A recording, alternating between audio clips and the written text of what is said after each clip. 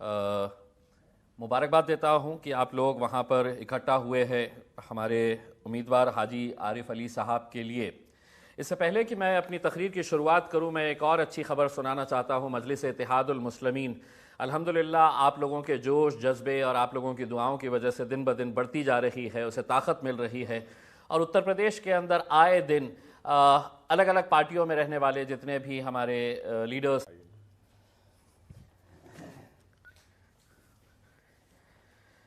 तो लीजिए अल्हम्दुलिल्लाह मजलिस दिन ब दिन उत्तर प्रदेश के अंदर मजबूत। बहुत तकलीफ होने वाली है, इसीलिए तकलीफ होने वाली है कि वो आज तक ये समझते थे कि इस राज्य का जो मुसलमान है, दलित है, पिछड़ा वर्ग है, वो हमारी जागीर है और इनका काम तो सिर्फ ये है कि हमको वोट दे। मजलिस इत्तेहादुल मुस्लिमीन के अंदर है।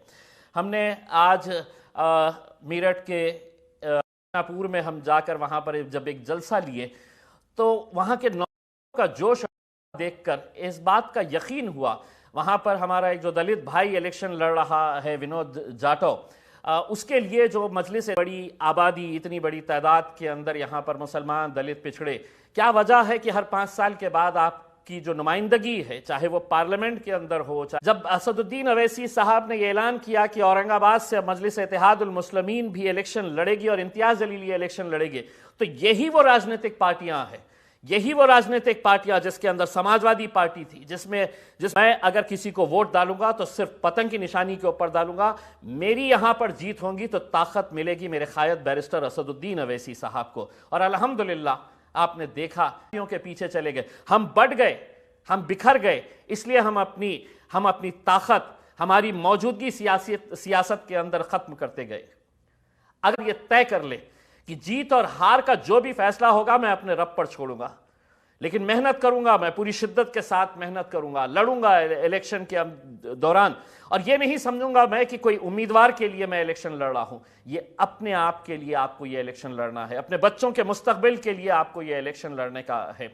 आने वाला वक्त कैसा है शायद आप इससे बेखबर है, आपको नहीं पता करना, लेकिन जिसे आप वोट देते हैं वो तो वहां पर मौजूद ही नहीं रहता है, और अगर रहता भी है तो भारतीय जनता पार्टी के साथ हाथ मिलाता है। ऐसे कितने उदाहरण हम आपको दे सकते हैं, ऐसे कितने एग्जाम्पल्स हम आपको बता सकते हैं कि जिन्होंने आपका वोट लिया है लेकिन जब लगते हैं तो वो लोग जवाब नहीं दे पा रहे हैं। दोस्तों, आने वाले दिनों में जिस दिन आपको पोलिंग होगी, पतंग का बटन दबा करके और उसका जवाब आप उनको दे दीजिएगा। खुदा हाफिज, जय हिंद।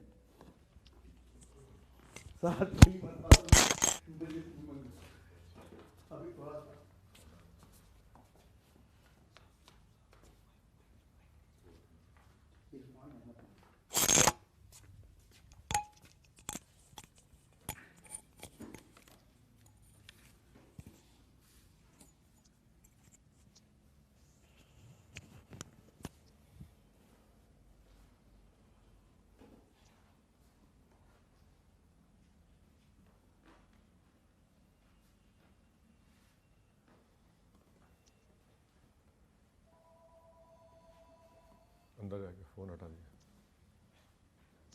ऊपर कर दिया।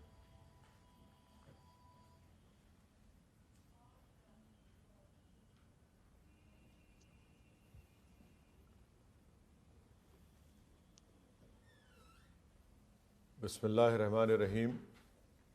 अस्सलामु अलैकुम व रहमतुल्लाहि व बरकातुहू। मैं सबसे पहले दौलहना विधानसभा के तमाम ज़िम्मेदारान का, बुज़ुर्गों का, इज़्ज़तदार माँ और बहनों का, गयूर नौजवानों का आज के दौलहना विधानसभा की इलेक्शन वर्चुअल रैली में आपका खैर मुक़द्दम करता हूँ, आपका वेलकम करता हूँ, आपका शुक्रिया अदा करता हूँ कि आपने अपना कीमती वक्त निकाल कर आज के इस वर्चुअल रैली में शिरकत की। और जहाँ जहाँ आप लोग मेरी आवाज़ सुन रहे हैं, मुझे देख रहे हैं, आपका बेहद शुक्रिया कि आप अपना कीमती वक्त निकाल कर हमारी बात को सुन रहे हैं और जुड़ रहे हैं।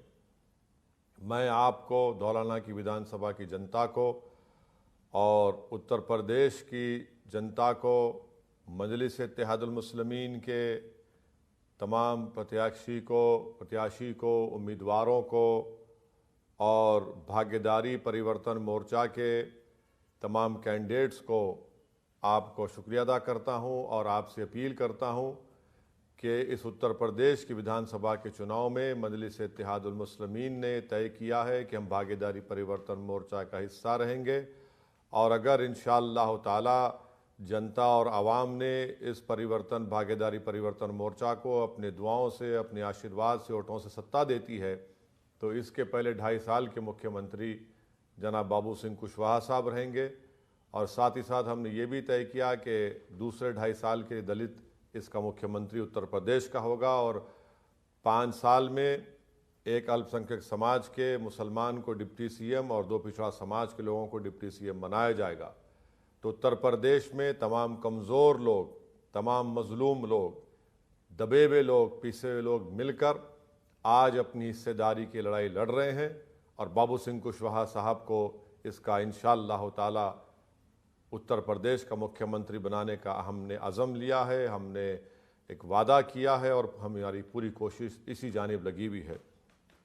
मैं आपको बताना ज़रूरी समझता हूँ कि मजलिस इत्तेहादुल मुस्लिमीन पर लोग मुख्तलिफ़ इल्ज़ामात लगाते हैं, मगर मैं आपको बता रहा हूँ कि मजलिस की कामयाबी के लिए जो हमारे पूरे ज़िम्मेदारान, हमारे अरकान, हमारे कार्यकर्ता, हमारे अध्यक्ष जो कोशिशें कर रहे हैं, उसका मकसद एक ही है कि हिस्सेदारी की लड़ाई में आपको अपना हिस्सा मिले, भागीदारी की लड़ाई में आपको अपना हिस्सा मिले। मैं यहाँ पर कोई गढ़ बनाने नहीं आया हूँ, मैं यहाँ पर कोई ज़मीन और दौलत कमाने के लिए नहीं आया हूँ। मैं यहाँ पर आया हूँ तो आपके दिल में थोड़ी सी जगह पाने आया हूँ। मैं यहाँ पर आया हूँ इसलिए कि आपको नेता बनाया जाए। मैं यहाँ पर अगर आया हूँ, मेरे तमाम पार्टी के ज़िम्मेदारान अगर कोशिश कर रहे हैं तो आपके दिल दिमाग में एक इनकलाब बर्पा करने के लिए आए हैं। आपके दिल दिमाग में इस नाइंसाफ़ी के ख़िलाफ़, आपके दिल दिमाग में एक जज्बा और गुस्सा पैदा करने के लिए आए हैं। वो जज्बा, वो गुस्सा क्या है और क्यों है? वो इसलिए है कि आज आप देख रहे हैं कि बरसों से कमज़ोरों को, पिछड़ों को, अल्पसंख्यक समाज के मुसलमानों को सिर्फ वोट के तौर पर इस्तेमाल किया गया। एक एटीएम की मशीन की तरह इलेक्शन के वक्त आकर किसी का डर दिखाकर बीजेपी को हराना है, फलां को जिताना है। मेरे अजीज़ दोस्तों और बुज़ुर्गों, यकीनन हमारा अज़म है, हमारा वादा है, हमने संकल्प लिया है कि हम इंशाअल्लाह ताला योगी को दोबारा उत्तर प्रदेश का मुख्यमंत्री नहीं बनाने देंगे, और पूरी हमारी कोशिश उसी जानिब है। मगर क्या आप ये जानते हैं कि आप और हमने क्या हासिल किया? क्या मिला हमको? कुछ नहीं मिला। बर्बादी, तबाही, बेरोज़गारी, फसादात, बच्चों को की जवानी जेल में या फिर एनकाउंटर कर दिया जाता है। मेरे बताइए फिर कौन से इंसाफ की बात? यकीनन हमको हराना है तमाम फ़िरका परस्त ताकतों को, मगर क्या फ़िरका परस्ती सिर्फ एक ही पार्टी तक महदूद है? क्या वो लोग फ़िरका परस्त नहीं हैं जिन्होंने सत्ता में थे और मुजफ्फरनगर में फसाद हो गया, और उस फसाद में 50,000 से ज़्यादा लोग बेघर हो गए? जो लोग आज आकर आंख बंद कर वोट डालने की बात कर रहे हैं, बताओ क्या मुजफ्फरनगर के फसादात में तुमने इंसाफ दिलाया? किसका मुख्यमंत्री था? समाजवादी का था। क्या तुमने चार्जशीट डाली? क्या तुमने मुकदमात चलाए? नहीं चलाए। क्या उन ज़मीनों को जो आज वीरान हो चुकी हैं, वहाँ पर जो शख्स उस पर अपनी खेती करता था, अपनी फसल को उगाता था, क्या गन्ने की खेतों पर, क्या आज वहाँ पर गन्ना उग रहा है? क्या जिस घर में बच्चों की हंसने की और खैखों की आवाज़ें आती थीं, आज वो घर वीरान पड़े हुए हैं? जो इबादत गाहें हैं, क्या वहाँ पर हय्या अलस सलाह, हय्या अलल फलाह या फिर उस मज़हब के इबादत गाहों की इबादत की आवाज़ें आ रही? नहीं आ रही। कौन जिम्मेदार है इसका? और लोग कहते हैं कि पुरानी बात है, भूल जाओ। नहीं, पुरानी बातों को नहीं भुलाया जा सकता। ख़ास तौर से नाइंसाफ़ी और जुल्म जब होता है, उस नाइंसाफ़ी और जुल्म का जब तक इंसाफ नहीं होगा, उन मजलूमों से जिनसे इंसाफ नहीं हुआ, उन बातों को हम नहीं बुला पाएंगे, ना हम बुलाने भूलने देंगे। मेरे अजीज़ दोस्तों और बुजुर्गों, दूसरा इल्ज़ाम लगाते असदुद्दीन ओवैसी पे, ओवैसी मिला हुआ है। बताओ, तुम्हारे पास अगर कोई सबूत है तो बताओ। तुम सिर्फ डर कर, बौखलाहट का शिकार होकर तुम आज इस अनाप शनाप बकवास बक रहे हो। मैं आपको बतलाना चाह रहा हूं, बल्कि आज इस वर्चुअल रैली के जरिए मैं हमारे प्रदेश के, तेलंगाना प्रदेश के मुख्यमंत्री जनाब के चंद्रशेखर राव का शुक्रिया अदा करता हूं कि उन्होंने कल प्रेस कॉन्फ्रेंस के जरिए इस बात को बताया कि नहीं, असदुद्दीन ओवैसी का कोई एजेंडा नहीं है। असदुद्दीन ओवैसी का सिर्फ एक ही एजेंडा है कि वो अपने अल्पसंख्यक समाज को इंसाफ दिलाना चाहता है।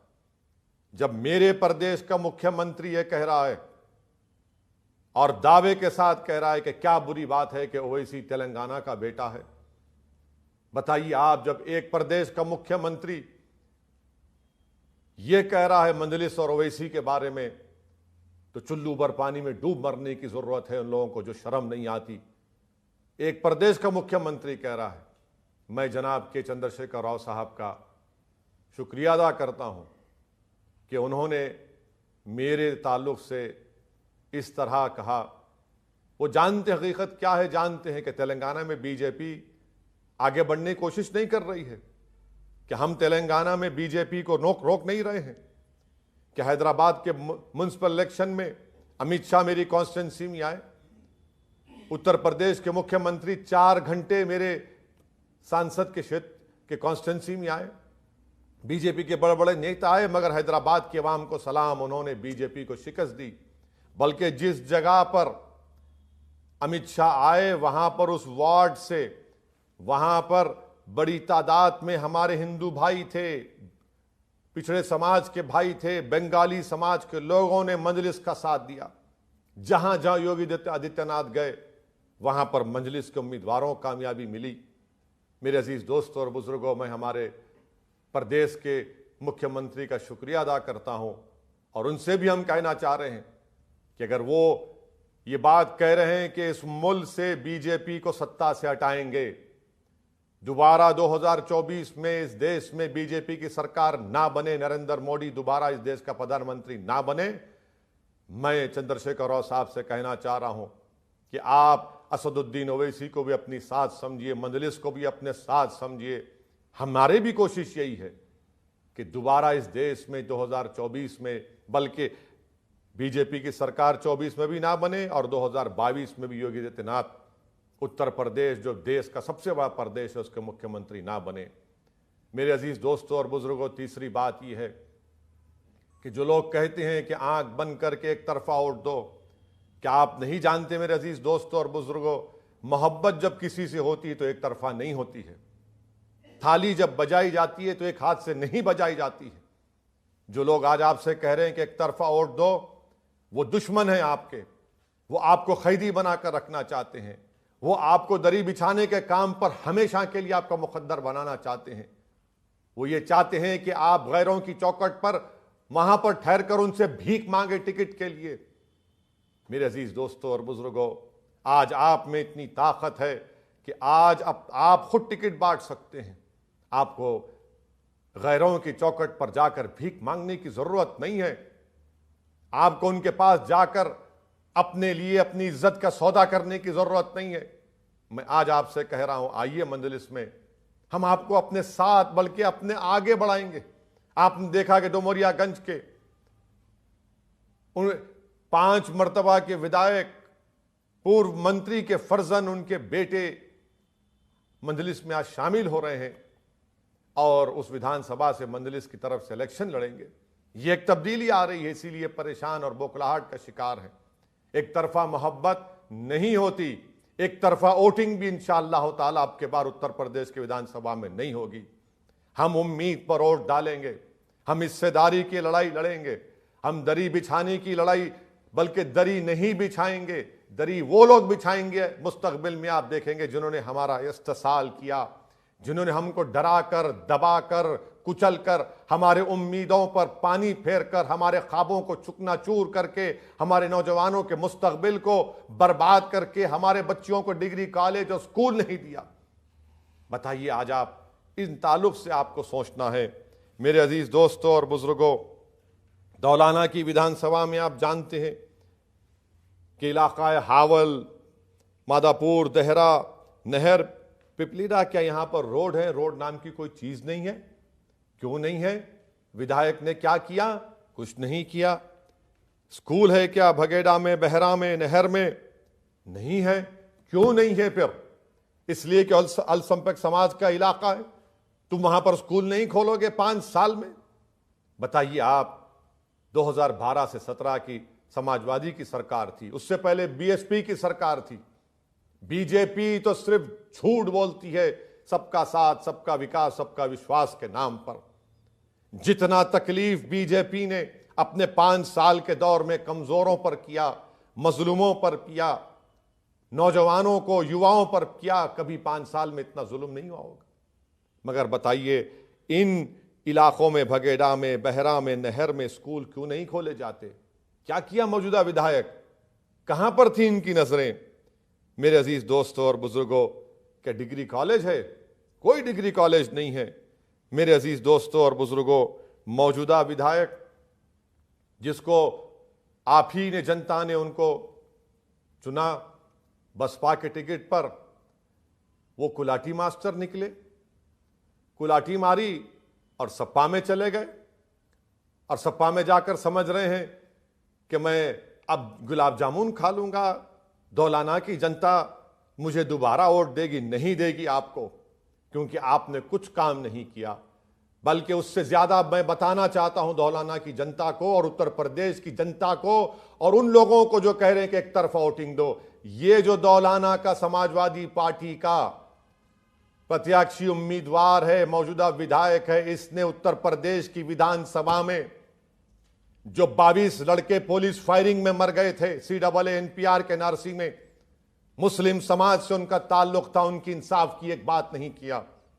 मौजूदा विधायक और सपा का कैंडिडेट जिन बच्चों को गाय रक्षकों ने मारा, उसकी आवाज ने उठाई, कासिम का नाम नहीं लिया। उस कासिम को जिसको हापुड़ में मारा, यही हाजी आरिफ अली कासिम के घर को जाते हैं।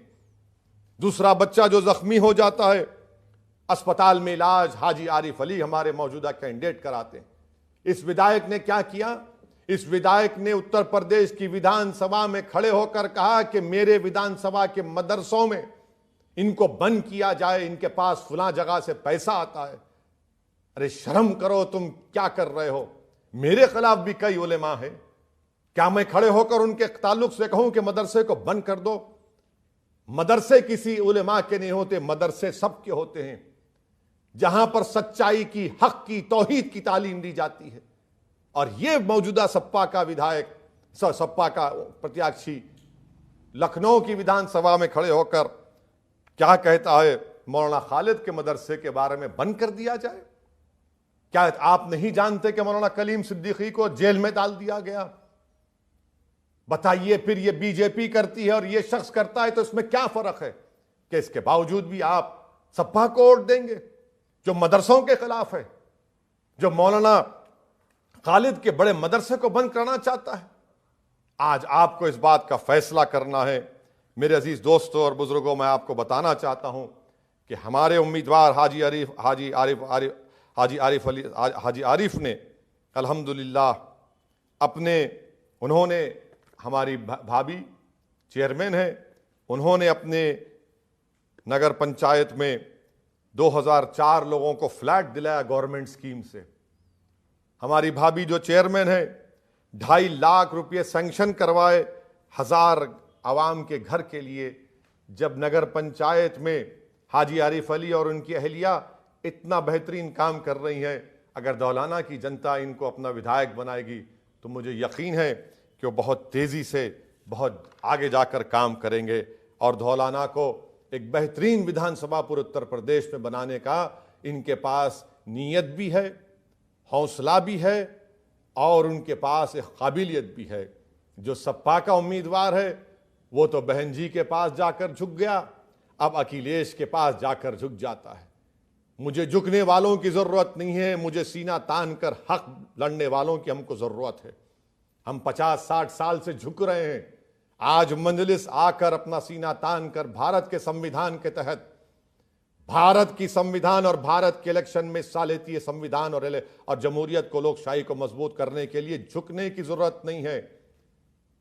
आपको अपना सीना तान कर जनता की तकलीफ को अपने दिल में महसूस करने की जरूरत है और बिला लिहाज मजहब मिल्लत, चाहे वो किसी मजहब का हो, किसी बरादरी का हो, किसी जात का हो। ये लड़ाई मंजलिस की है, ये लड़ाई भागीदारी परिवर्तन मोर्चा की है। इसीलिए मैं आप तमाम से अपील कर रहा हूं कि जनाब हाजी अली आरिफ अली साहब को आप 10 फरवरी के दिन वोट देकर कामयाब करिए। जहां तक मेरी आवाज़ जा रही है, मैं आपसे अपील कर रहा हूं कि भागीदारी परिवर्तन मोर्चा के हक़ में आप अपने वोट का इस्तेमाल करिए। जैसा कि अभी आपने सुना कि मेरे साथी मोहतरम जनाब इम्तियाज़ जलील साहब जो औरंगाबाद के MP हैं, सांसद हैं, 21 साल के शिवसेना के MP को हमने हराया। क्या कांग्रेस ने हराया था शिवसेना को? क्या NCP ने हराया था शिवसेना को?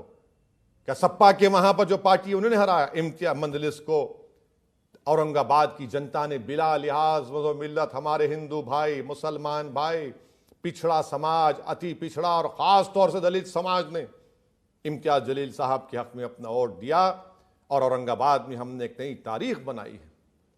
और कोई समाजवादी का नेता कहता है कि नहीं नहीं, इस देश में हिस्सेदारी की लड़ाई नहीं होगी, अल्पसंख्यक समाज अपने नेता नहीं बना सकते। अरे मैं भारत में रहकर, भारत के संविधान के तहत हम अपने भाई बहन को, गरीबों को, मजलूमों को, पिछड़ों को नेता बनाएंगे। नेता यहां भारत में नहीं बनेगा तो क्या म्यांमार में बनेगा, क्या चीन में बनेगा, क्या श्रीलंका में बनेगा? यहां बनेगा इंशाअल्लाह ताला। मेरी जिंदगी में और आप बनाएंगे इंशाअल्लाह ताला। आप सब लोग मिलकर बनाएंगे, आप नेता बनाएंगे, आप नेता बनेंगे। हिस्सेदारी की लड़ाई में आप साथ देंगे।